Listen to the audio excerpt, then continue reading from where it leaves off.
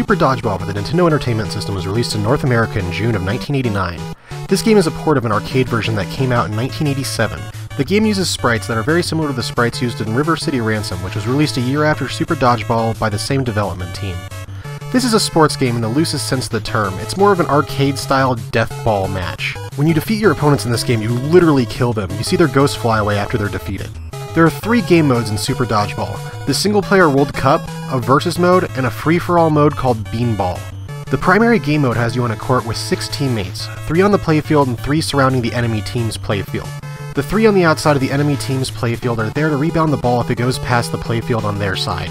On the main playfield, you control whoever has the ball or whoever's closest to it. These characters play different depending on whether they're on offense or defense. On offense, you can either pass the ball or attack.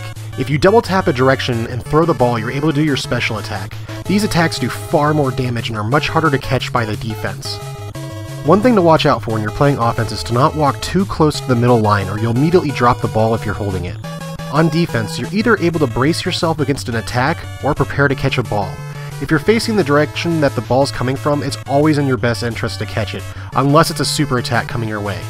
In both offense and defensive modes, you're able to jump by hitting A and B at the same time. This game is fairly easy to learn, and it's also fairly easy to master.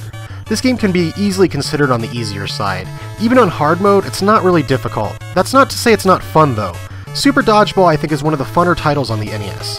The single-player mode is more of a training exercise for the 2-player mode. Each of the teams that you face off against in single-player mode have different traits. For instance, China has extremely low defense, but a high level of catching.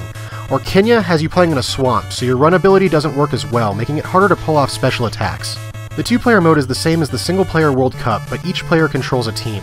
This is a lot of fun because playing a human is far better than the AI in this game because it actually offers a challenge. Beanball lets you play with the entire field open in a 6-man free-for-all. This mode is playable in both single-player and multiplayer. It's pretty chaotic and causes the sprites to flicker like crazy. All of the single-player content in this game can be completed in less than 30 minutes, so this game is really short. However, it's a lot of fun, and I think it does have a lot of great replay value to it.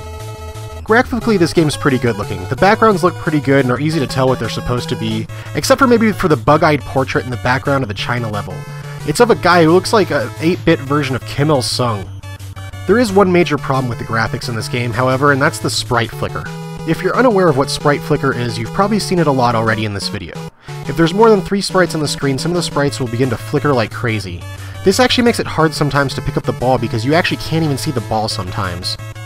The music in this game is great for the most part. There are a few levels like India where the music can be really annoying, but overall this game has pretty good tunes on it. Currently a copy of Super Dodgeball is going for about $8.50 according to PriceCharting.com. I would consider this game a classic and would say it's totally worth it for that price.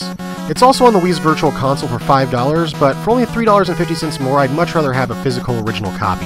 Super Dodgeball is an extremely fun arcade sports game, and it's one of my favorites on the console. With its multiplayer mode, it offers tons of replay value.